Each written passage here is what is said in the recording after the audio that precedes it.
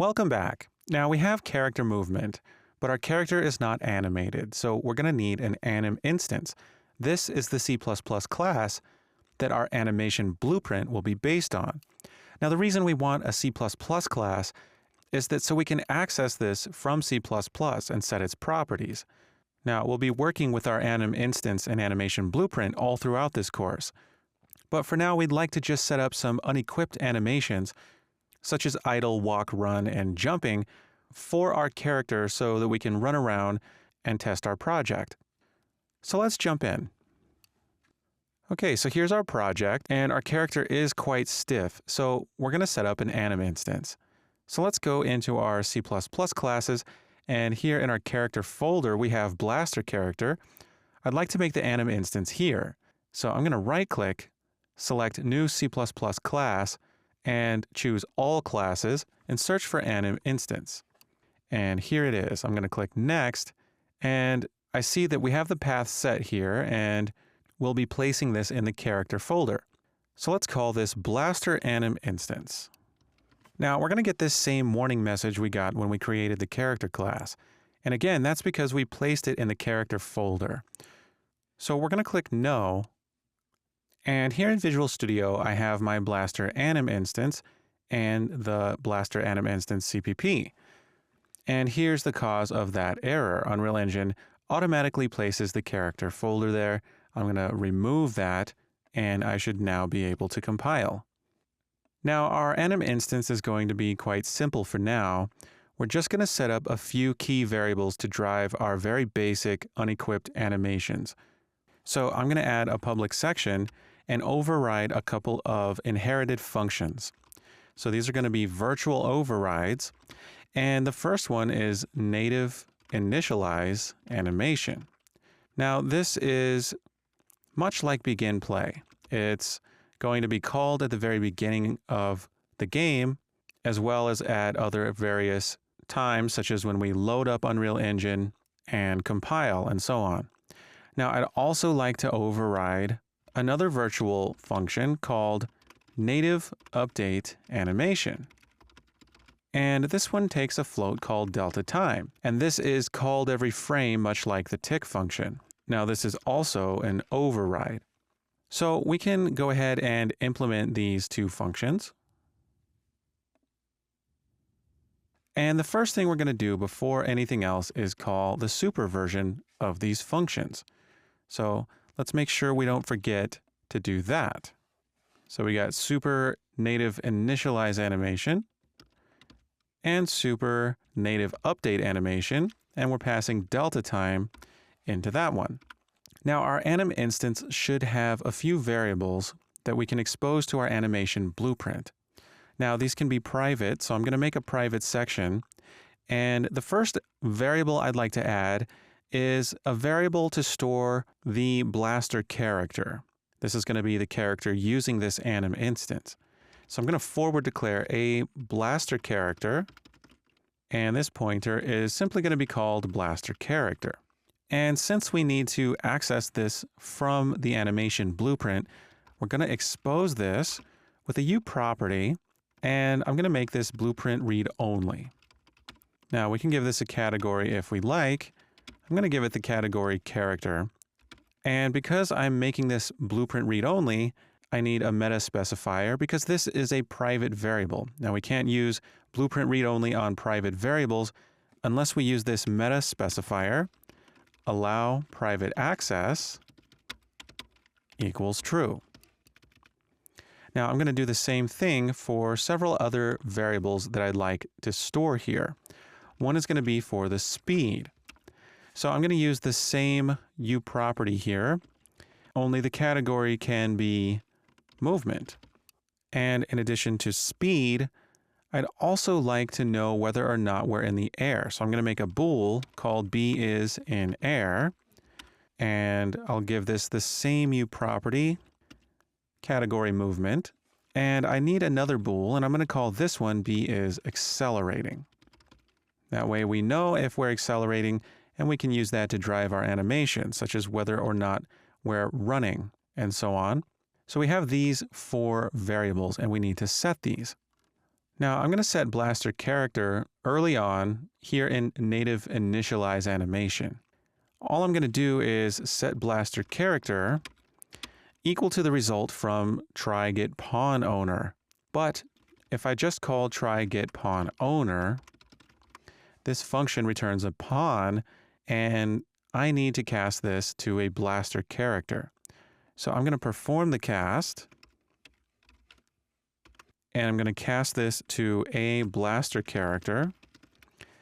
And of course I need to include blaster character. So I'm going to include that at the top here. It's going to be blaster character dot h. And the reason we can include this here without placing that character folder before the name is because the anim instance is right here in the character folder. So we have our blaster character. Now, native update animation is called every frame, and we need to make sure that we're not trying to access blaster character before we've set it here in native initialize animation. So we can simply check if blaster character. And I'd like to check to see if blaster character is null pointer. And if that's the case, then I'll quickly get it so that the first frame we call a native update animation, we can access that and set it. So we're going to say blaster character equals, and we're going to use this same line here where we try get pawn owner and cast to blaster character. So that takes care of accessing blaster character. Now I'd like to access blaster character in the lines below, and rather than wrapping everything in an if check, such as if blaster character, I'm just going to check to see if blaster character is null and return if that's the case. That way we can simply access blaster character safely down here, as we won't reach this line if blaster character is null. So the next variable that I'd like to set is the speed.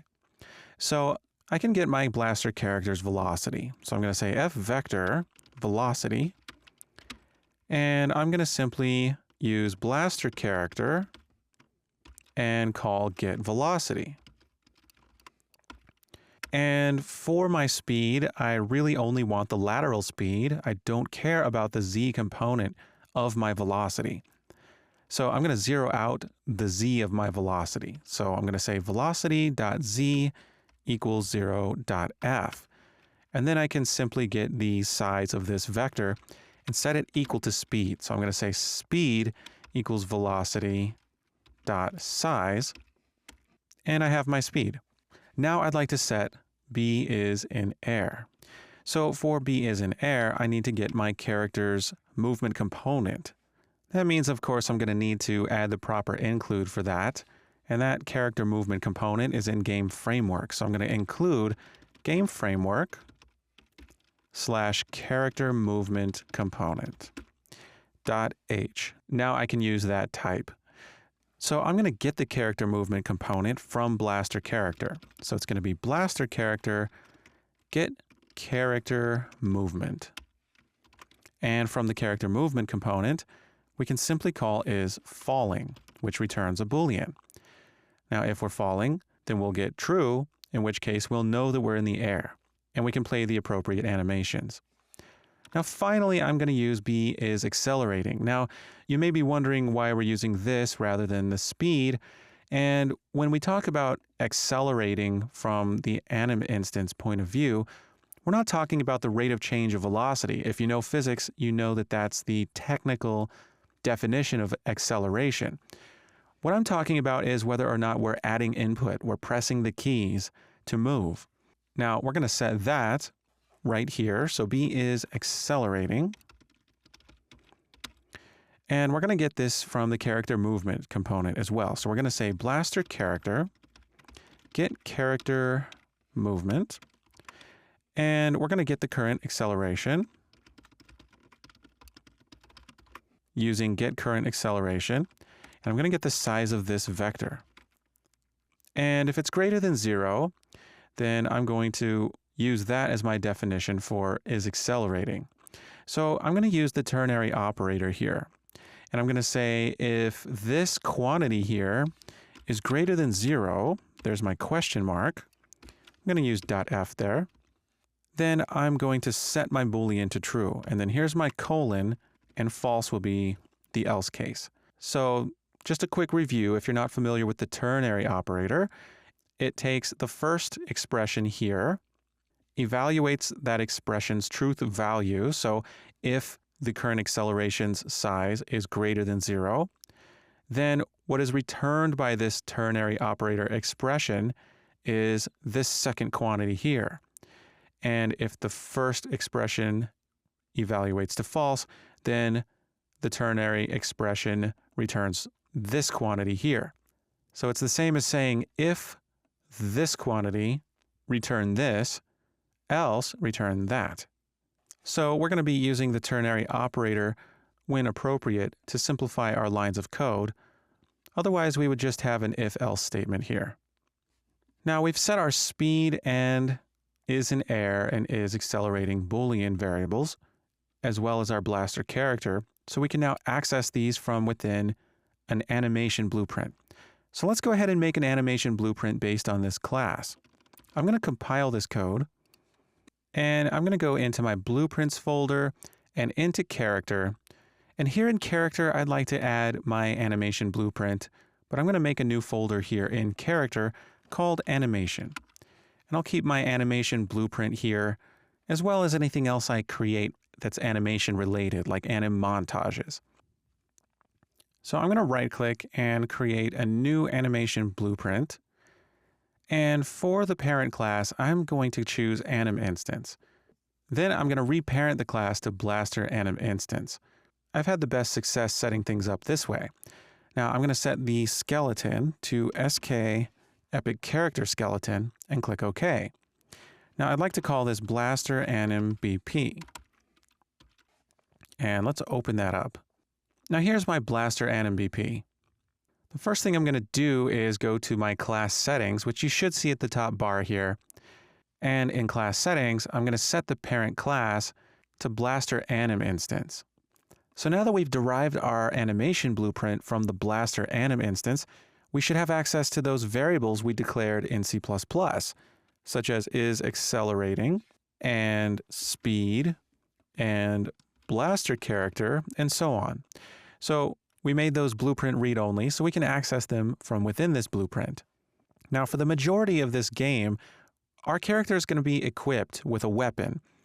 But until we implement that functionality, we're going to have an animation state machine for unequipped. So let's make a state machine. We'll add a new state machine and plug it into output pose, and I'm going to call this unequipped. And this will be the state machine that we're using for our pose whenever our character does not have a weapon. So I'm going to go into this state machine and add a few states. Now, firstly, we're going to need an idle walk run state. So I can simply call this idle walk run. And we'll be making a simple blend space for this. And our character should also be able to jump. So we're going to create some states for jumping. I'm going to do a jump start to have the beginning animation. And we'll have an animation state for when we're in the air. I'm going to call this falling. And from falling, we'll go to the jump stop animation. So let's add a jump stop state. And from jump stop, we can go straight back to idle walk run. Now again, this is going to be simple. From idle walk run to jump start, let's double click to enter that transition. And I'm going to use is in air for this. If is in air is true, we can go into the jump start animation. And from jump start to falling, I'm going to just make this an automatic transition. I can check the checkbox right here next to automatic rule based on sequence player and state. And all that means is as soon as this animation finishes, then we'll automatically transition to the next state, which will be our falling animation. And from falling back to jump stop, we can use is in air again. So I'm going to use is in air. And of course, we want this Boolean to be false. So I'm going to use a not Boolean. And we'll transition if is in air is false. And for jump stop back to idle walk run, we'll transition when this animation has played up to a certain point. We're going to use a time remaining node for that, which we need an animation in there to do that. So we'll get to this one very shortly. Now for jump start, I'm going to search for jump, and we're going to use some of the animations that came with the Learning Kit Games pack. And those start with Epic Character. So Epic Character Jump Up Start is a jump start animation when the character has no weapon. If we double click that, we can see that this is what it looks like. So I'm going to use that for jump start. And for the falling state, we have Epic Character Jump Up Loop. And that's this animation here. He's just in the falling pose. And for jump stop, we have Epic Character Jump Up End. And here's what that animation looks like. We can play it to see that it's just the character falling back to the ground. So now that our jump stop has an animation inside it, we can complete this transition rule where we're going to use a time remaining ratio. And time remaining ratio is a node that needs to know what animation we want the ratio for. That's why we needed that animation there. And this is for the jump up end animation. And we simply want to see if the time remaining is less than or equal to a certain value. And we can use something like 0.1. So when the animation has played 90% of the way through, and the ratio of time left on that animation is 0.1, we'll transition back to idle walk run. Now for idle walk run, we're going to use a blend space to blend from idling to running. So let's make that blend space.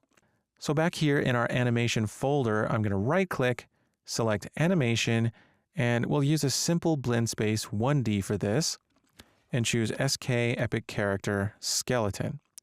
And I'm going to call this unequipped idle walk run.